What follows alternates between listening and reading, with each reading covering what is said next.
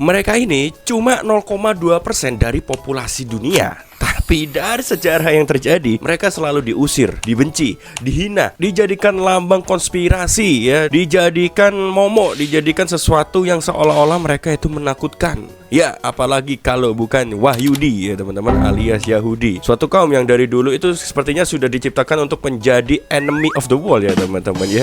Kalau ini dunia ini adalah sebuah film, nah ini si Yahudi ini kayak emang dikasih peran antagonis ya teman-teman ya. Oke, kita hari ini akan membahas kenapa sih Yahudi itu selalu dibenci di seluruh dunia dari dulu sampai sekarang. Sebelum masuk ke pembahasannya, jangan lupa dulu untuk di subscribe channel Steven Yang. Kalian juga bisa follow semua akun sosmed gue. Kalian juga bisa support channel ini dengan cara klik link bagi-bagi. Nanti nama orang baik akan gue tampilin di sini sebagai bentuk terima kasih. Kalau ada, nggak ada deh. Dan kita langsung masuk. Let's go.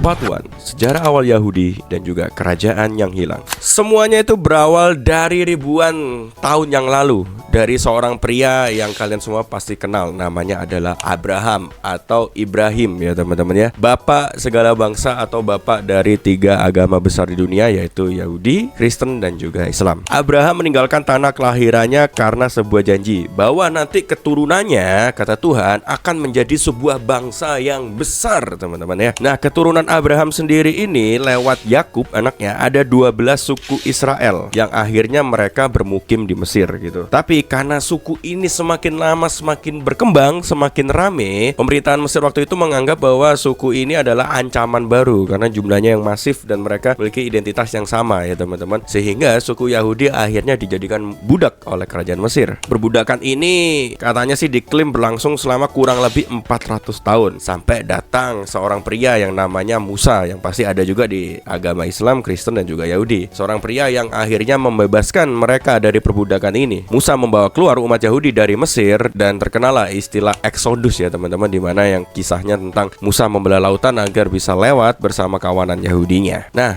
tapi karena menurut cerita Yahudi ini tidak taat ya. Bahkan saat Exodus sendiri, Yahudi itu sempat menyembah sapi yang terbuat dari emas, menyebabkan mereka luntang-lantung dan tidak sampai ke tanah perjanjian. Mereka luntang-lantung di padang gurun selama 40 tahun. Akhirnya sampai mereka masuk ke tanah Kanaan. Catatan sejarah sendiri mengatakan bahwa prasasti Meneptah itu menyebut nama Israel, dan ini menjadi bukti tertulis tertua bahwa bangsa ini dulu pernah ada di wilayah Kanaan. Oke, setelah Yahudi menempati tanah yang dijanjikan ini, mereka akhirnya layaknya bangsa lain mendirikan sebuah kerajaan. Kerajaan mereka berdiri sekitar tahun 1020 sebelum Masehi. Nah, kerajaan ini dipimpin oleh beberapa raja yang gue yakin juga terkenal. Ada Daud atau David ya, ada Saul, ada Salomo atau Sulaiman. Nah, di masa Sulaiman ini dibangunlah bait suci pertama di Yerusalem. Tapi setelah Sulaiman wafat, kerajaan Yahudi terpecah menjadi 2, yaitu kerajaan Israel yang ada di utara, dihuni ada 10 suku. Tadi kan ada anak keturunan dari Yakub kan ada 12 suku ya Yahudi ya, ada Lewi, ada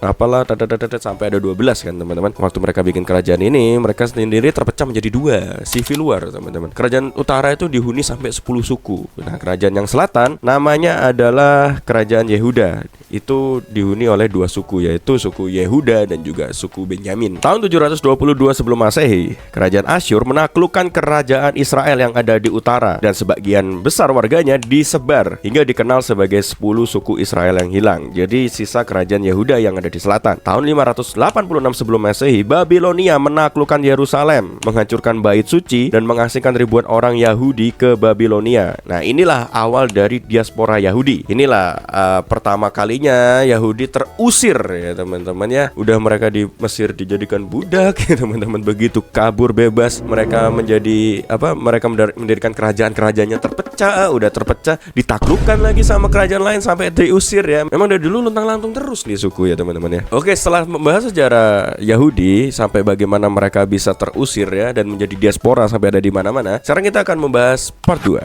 sentimen agama dan juga tuduhan pembangkangan. Alasan kenapa banyak suku Yahudi dibenci juga karena ya kita nggak bisa menolak karena adanya sentimen keagamaan. Dalam agama Kristen sendiri, di Perjanjian Baru, orang Yahudi dianggap menolak Yesus sebagai Mesias. Di Matius ayat 27 pasal 25 bahkan menuliskan mereka berkata, biarlah darahnya ditanggung oleh kami dan anak-anak kami. Tuduhan ini dipakai selama ribuan tahun sebagai dasar orang Eropa membenci Yahudi ya teman-teman, mengusir mereka, membakar mereka ya, karena dianggap orang Yahudi adalah suku yang membunuh Yesus, yaitu juru selamat bagi orang Kristen. Kalau di agama Islam sendiri, Islam mengakui para nabi memang banyak dari Bani Israel seperti Musa, Harun, Daud dan juga Sulaiman. Tapi di Islam mereka juga bilang bahwa Yahudi ini memang suku yang suka membangkang atau malah suku yang suka membunuh dan mengkhianati nabi-nabinya sendiri. Ayat terkait ada Al-Baqarah 61 yang di sana disebutkan bahwa mereka ingkar setelah diberi nikmat, dan juga Al-Maidah 82, orang yang paling keras permusuhannya terhadap orang-orang beriman adalah orang Yahudi. Nabi-nabi yang dibunuh menurut Al-Quran dan juga hadis adalah Zakaria, Yahya atau John the Baptist ya kalau di agama Kristen, dan juga nabi-nabi tanpa nama lain yang disebutkan di Quran surat Al-Baqarah ayat 61 dan juga Quran surat Al-Imran ayat 112 sampai ayat 113. Jadi memang Yahudi ini sepertinya jadi musuh ya di kedua kitab ya teman-teman ya, di Perjanjian Baru maupun di Al-Quran gitu ya. Mereka ini pokoknya kayaknya kalau Tuhan ini bikin sebuah film, nah Yahudi ini posisinya sebagai villain gitu. Kayak mereka itu selalu menjadi musuh ya teman-teman ya. Setelah membahas sentimen agama, kita akan masuk ke part 3, Yahudi, kekuasaan dan juga Holocaust. Nah, setelah Yahudi terusir dan mereka ada di mana-mana, mereka di Eropa waktu itu sangat-sangat sukses sebagai bankir, teman-teman. Toko-toko Yahudi yang terkenal di Eropa abad 19 dan juga 20 itu ada Mayer Ethel Rothschild ya. Pasti kalian tahu lah ya, Rothschild ya, konspirasi Yahudi ya teman-teman ya. Rothschild family ya, tahu ya. Itu peletak dinasti perbankan yang disebut menguasai Eropa. Jadi orang Yahudi waktu itu menguasai perbankan, dan kalian tahu sendiri kalau sudah menguasai dunia perbankan, keuangan, bisa dibilang mereka adalah penguasa dari balik bayang, teman-teman. Ada Sigmund Freud, yaitu seorang psikoanalisis.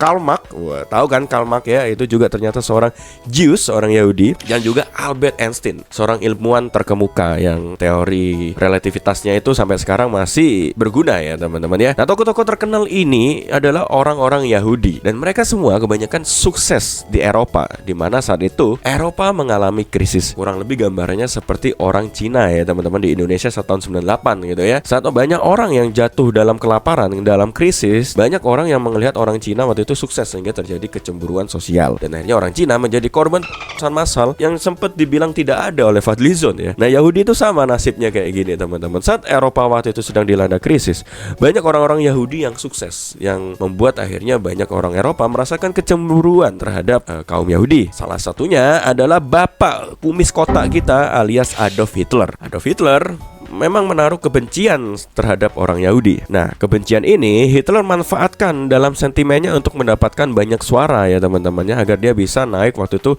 menjadi top 1 di Jerman waktu itu, agar banyak orang-orang yang mendukung dia. Dalam bukunya Mein Kampf, ia menuduh Yahudi sebagai racun Jerman, biang krisis ekonomi dan juga kekalahan Jerman pada Perang Dunia ke-1.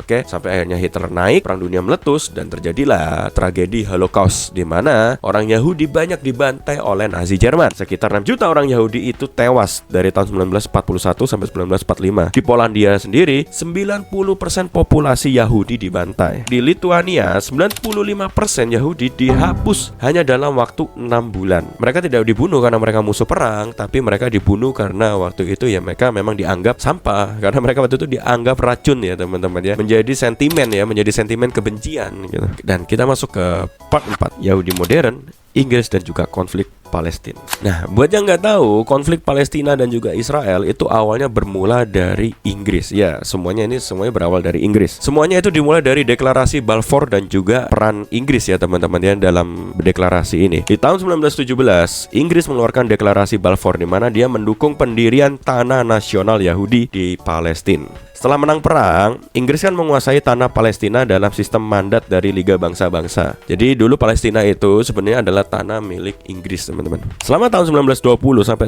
1947, nah setelah Perang Dunia selesai, tiba-tiba banget nih Inggris nih ngide gitu. Gimana kalau kita kasih rumah buat orang Yahudi yang selama ini nih di Perang Dunia Kedua kan jadi korban Holocaust gitu kan, dan tersebar di mana-mana. Inggris sok-sokan menaruh empati nih. Ya kita taruh dah nih orang-orang Yahudi di tanah Palestina, padahal ada orangnya di situ. Akhirnya ya sama Inggris dibuatlah persetujuan bahwa Palestina adalah tanah Israel, tanah orang Yahudi. Jadi tahun 1920 sampai 1947, imigrasi Yahudi ke Palestina meningkat tajam yang memicu konflik dengan warga Arab lokal. Sehingga tahun 1947, PBB menawarkan pembagian wilayah Palestina untuk Yahudi dan Arab ya. Yahudinya menerima tapi Arabnya menolak. Dan di tahun 14 Mei 1948, Israel akhirnya memproklamirkan kemerdekaan ya teman-temannya. Jadi padahal belum setuju ya dua-duanya ya. Si negara-negara Arab waktu itu masih menolak adanya orang-orang Yahudi di lingkungan mereka. Kan Israel sangat-sangat asing ya teman-teman ya, dimana di daerah sana itu kan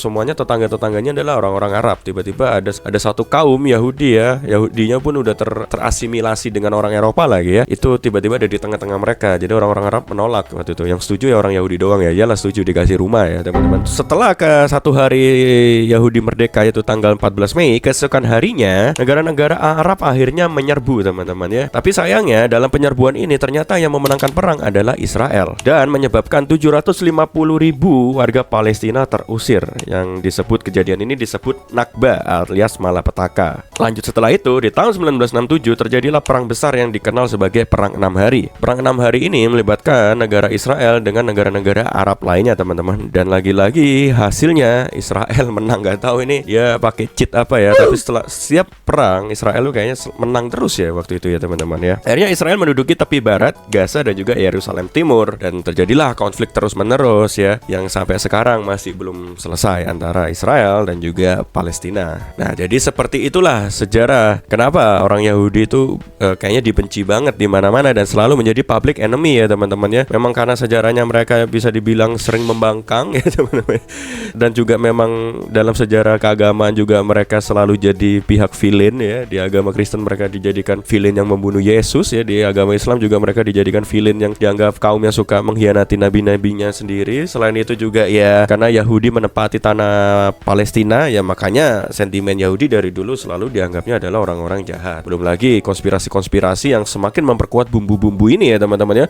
Konspirasi Illuminati, Freemason, Rockefeller dan sebagainya, Rothschild ya, yang seolah-olah Yahudi adalah kaum yang mengendalikan dunia dari belakang teman-teman.